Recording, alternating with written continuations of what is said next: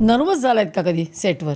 असं नाही झालं माझ्याबरोबर कधी. माझ्याबरोबर पण मला कार्यक्रमाच्या आधी कुठल्याही मला खूपदा अशी एक हुरहुर असते ना, ती लागून राहते. एक नर्वसनेस येतो, कसं होईल? एक एन्झायटी असते. मी किमान एक 3 वेळा तरी वॉशरूमला जाऊन येतो.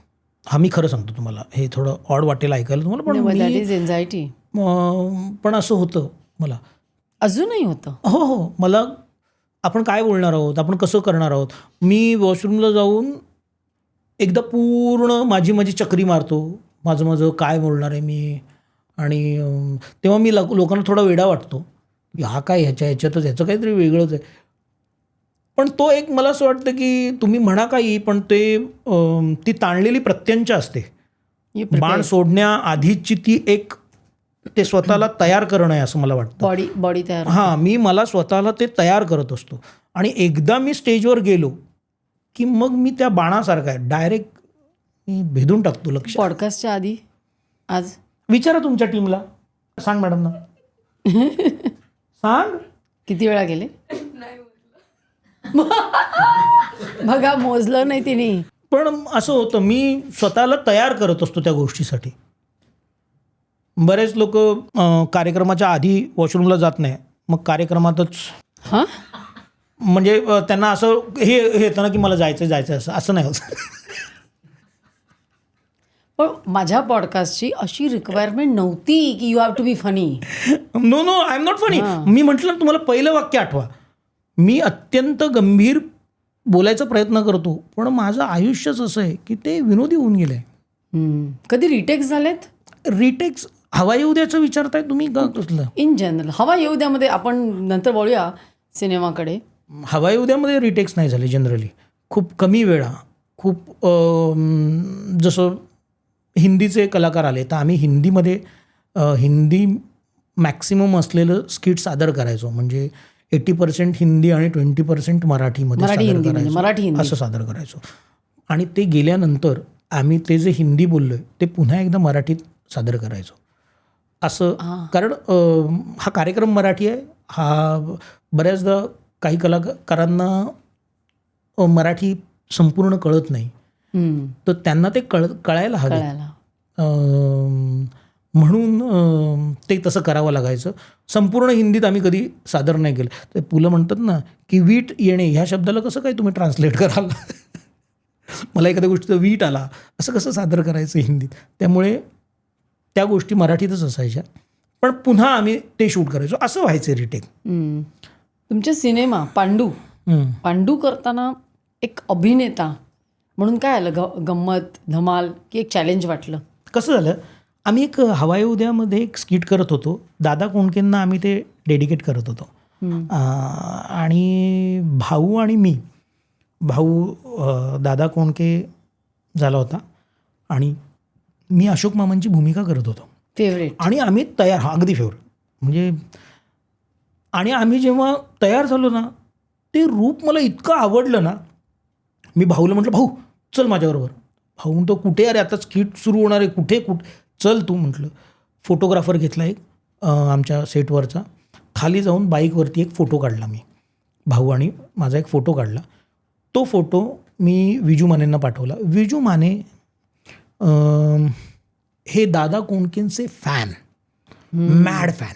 ओके. त्यांनी त्या पडद्यावरती दादांचे सिनेमे बघितलेत. बऱ्याचदा आमच्या बोलण्यामध्ये ते यायचं ना, तर मी त्यांना फोटो पाठवला आणि मी त्यांना म्हटलं की सर आपण करूयात ना पांडू हवालदार. त्याच्यावरती ते म्हणाले की डन. म्हणजे क्षणाचाही विलंब न करता ते म्हणाले डन. आणि इथून तो प्रवास सुरू झाला. आम्ही दोन मित्र मिळून एकत्र पाहिलेलं ते स्वप्न होतं. सिनेमाला 6 लेखक आहेत. त्या एक ड्राफ्ट नाही आवडला, दुसरा ड्राफ्ट नाही आवडला, तिसरा ड्राफ्ट नाही आवडला, चौथा. असं करत इम्प्रोवाईज करत जेव्हा विजू मानेंना वाटलं की येस हा आता सिनेमा आहे, आणि मला वाटतं एक 9वा-10वा ड्राफ्ट त्याचा फायनल झाला असावा, तेव्हा तो शूट करायला घेतला. मित्रांचा सिनेमा आहे पुन्हा. विजू माने, मी, भाऊ कदम, प्रवीण तरडे. सो तसाच झाला तो, लोकांना आनंद देणारा झाला सिनेमा तो. छान होता तो. हां. मॅडनेस मचाएंगे, तिथे तुम्हाला एक मोठा मंच मिळाला. ते कसं वाटलं, म्हणजे मराठीतून एवढी लोकप्रियता मिळाल्यावर हिंदी कॉमेडी शोमध्ये काय वेगळं वाटलं? आधी तर जेव्हा मी त्यांच्या ऑफिसला गेलो होतो ना, तेव्हा मला थोडी भीती वाटत होती. असं वाटतं की हिंदीचं जगच वेगळं आहे, थोडंसं मोठं जग आहे एकदम. आपलं एक तळं आहे आपलं छानसं, आणि तो एक समुद्र आहे, व्हास्ट आहे, इंटरनॅशनल प्लॅटफॉर्म आहे तो. हा रिजनल प्लॅटफॉर्म लागतो आपला. तर त्यामुळे इतक्या मोठ्या ह्याच्यात जायचं का? मी तळ्यातला एक बऱ्यापैकी मोठा मासा आहे, तो त्या समुद्रात जाऊन एवढासा बारकासा मासा होऊन बसेल, अशी खूप भीती होती. पण मॅडनेस मचाएंगेसाठी भेटलो त्यांना. त्यांची कॉमेडी वेगळी, त्यांचे सादर करण्याची पद्धत वेगळी, आपली संपूर्ण वेगळी, आपली खूप रिस्पेक्टफुल पद्धत आहे. आणि मी सांगितलं की मी काही माझी पद्धत सोडून तुमच्याबरोबर काम नाही करू शकत. मला असं वाटतं की तुम्ही मला ट्राय करा, की तुम्ही प्रयत्न करा, बघा 1-2 एपिसोड माझ्याबरोबर, की तुम्हाला माझं काम जमतं आहे का, आणि मला बघू दे की मला तुमची संस्कृती जमते का. कारण जोपर्यंत ते कम्फर्ट झोन येत नाही ना, तोपर्यंत मी काम नाही करू शकणार. मला माझं एक फ्रीडम मिळालं पाहिजे ना, असं खेळायला. तर अदरवाईज काय, वाक्यपाठ करून कोणीही उभा राहतो आणि कोणीही बोलतो. जेव्हा कलाकार तिथे खुलतो, ते फुललं पाहिजे, तिथे रुजलं पाहिजे. तर मला असं होतं, मी त्यांना म्हणाल, ते अग्री झाले की ठीक आहे आपण तसं करूया, तुम्ही म्हणताय त्या पद्धतीने जाऊया. पण मी आपला गौरव आणि हेमांगी कवी असे आम्ही तिथे तिघे मराठी कलाकार होतो. मॅडनेस मचाएंगे जेव्हा संपलं तेव्हा त्याचे जे सर्वा होते, आमचे जे प्रोड्युसर होते, त्यांनी त्या सक्सेस पार्टीमध्ये सांगितलं की ह्या वेळेला मॅडनेस मचाएंगे हा हिंदी शोमध्ये सगळ्यात जास्त TRP जर कोणी आणला असेल तर तो मराठी कलाकारांनी आणला. सो महाराष्ट्राचे हे जे शिलेदार आहेत त्यांना माझ्याकडनं थँक्यू असं त्यांनी जाहीर सांगितलं.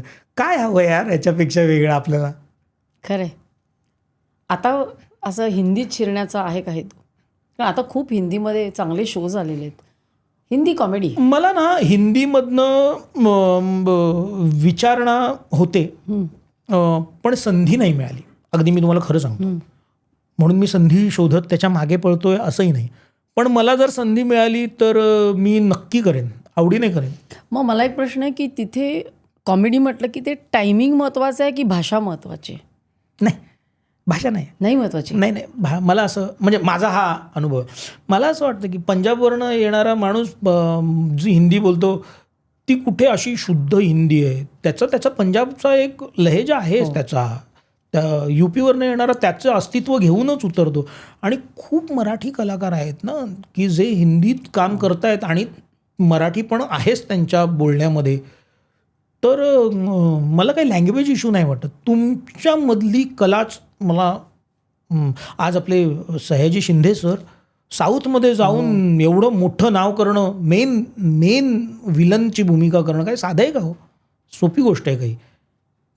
तर मला लँग्वेज बॅरियर नाही वाटत. ही क्लिप जर तुम्हाला आवडली असेल तर संपूर्ण पॉडकास्ट बघण्यासाठी सर्व काही पॉडकास्ट चॅनलला भेट द्या आणि सर्व काही प्लसला सबस्क्राईब करायला विसरू नका.